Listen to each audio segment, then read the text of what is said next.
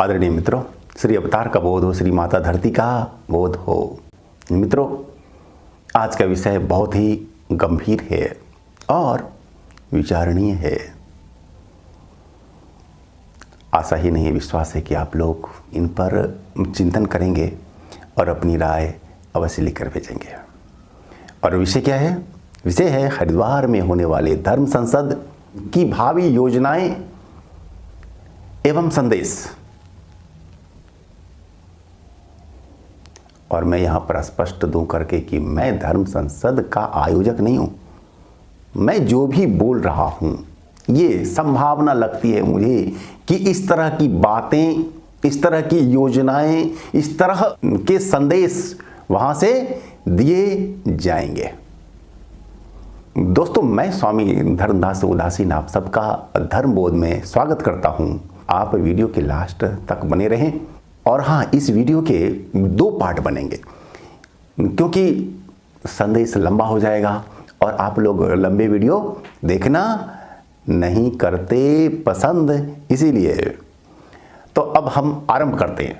हरिद्वार में होने वाले धर्म संसद, जिसकी है तिथि 17, 18, 19 दिसंबर 2021 ईस्वी एवं 1 एवं 2 जनवरी 2022 ईस्वी।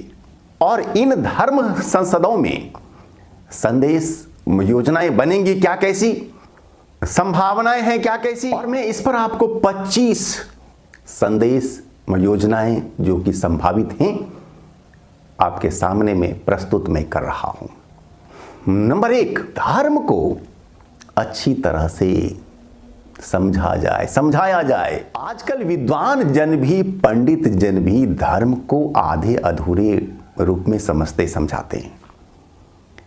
धर्म को अच्छी तरह से समझना, समझाना, वैज्ञानिक रूप में, तार्किक स्वरूप में समझना, समझाना, जो कि ऋषियों का रहा है चिंतन, जो रहा है दर्शन, शोध, अन्वेषण।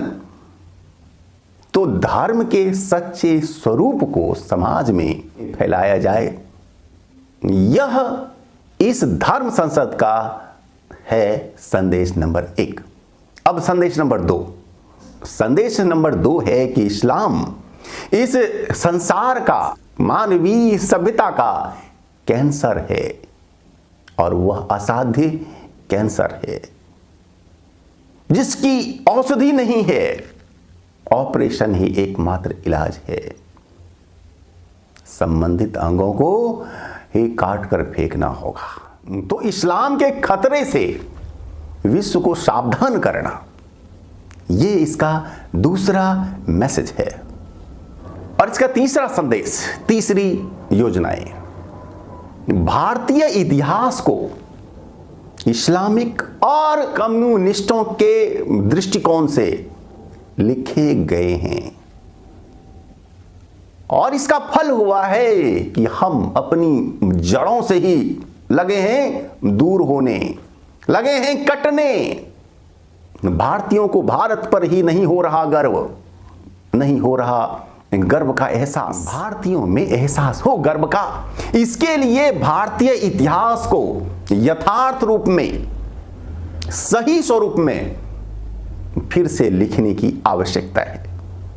दोस्तों, इतिहास के जिन क्षणों से, जिन घटनाओं पर हम गर्व सकते थे कर, वैसी घटनाओं को ही झुठला दिया गया है या फिर उसका उल्लेख ही नहीं किया गया है। आज आवश्यकता है उन्हें ठीक से फिर से जानने, समझने की, शोध की, अन्वेषण की और अध्ययन की, अध्यापन की। तो ये तीसरा मैसेज, चौथा संदेश।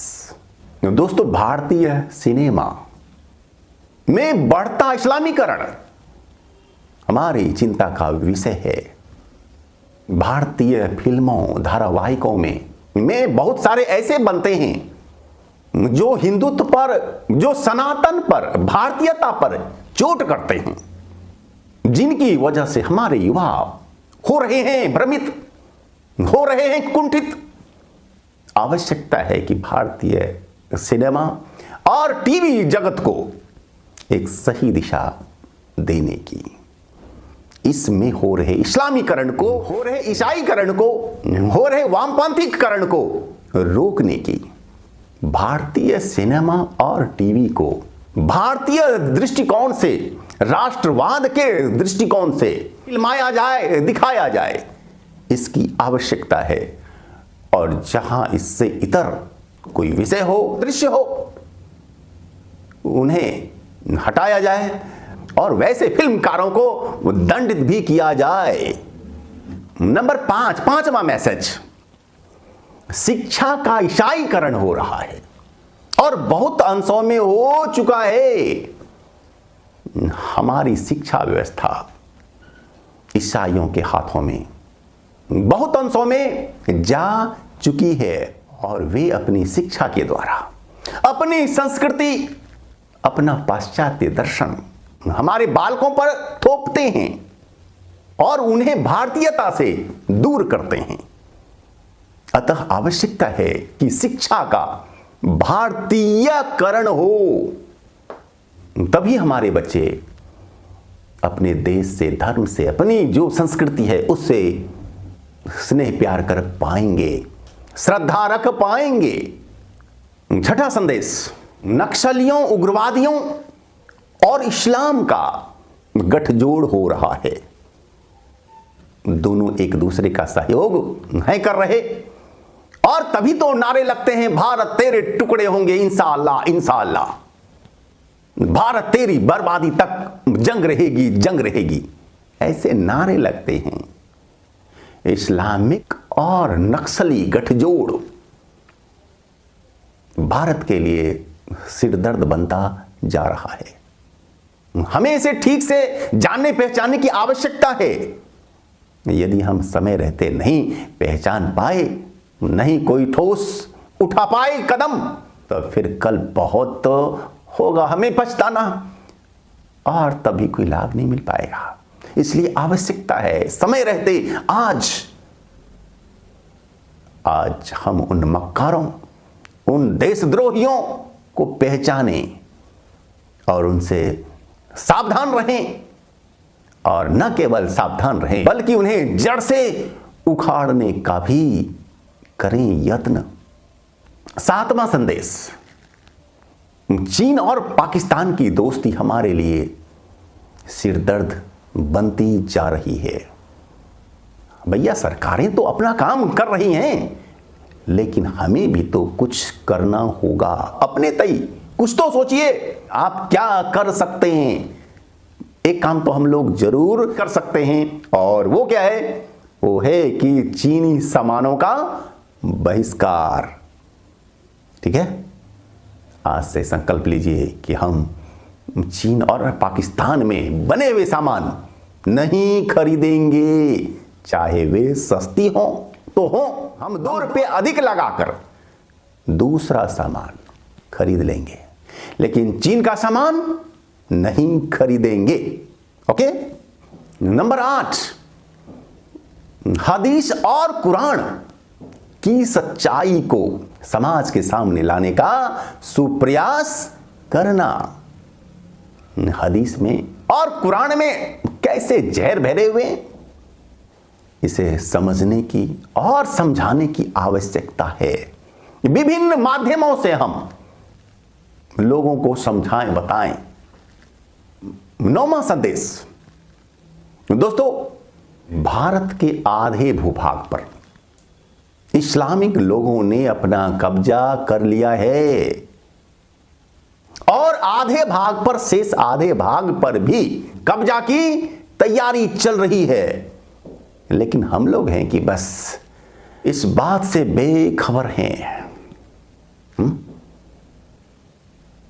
सोचिए, विचारिए, अपनी आने वाली पीढ़ी के लिए जरूर सोचिए, वरना आने वाली पीढ़ियां हमें गाली देंगे। क्या आप अपने वंशजों की गालियां सुनने के लिए तैयार हैं? नारा चल रहा है उनका कि लड़कर लिए पाकिस्तान, हंसकर लेंगे हिंदुस्तान।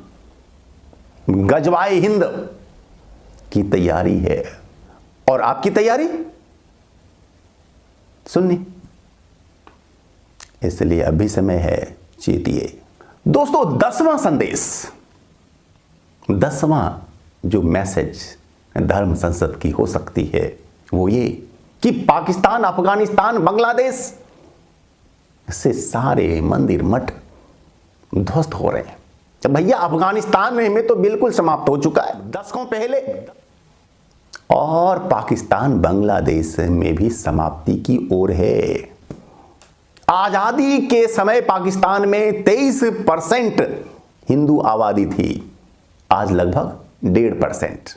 सोचिए, और भारत में 10 गुनी हो गई क्या मस्जिदों की संख्या। ये गंभीर चिंतन का विषय नहीं है क्या? नंबर 11, 2029 में मुसलमान के पीएम बनने की संभावना दिख रही है।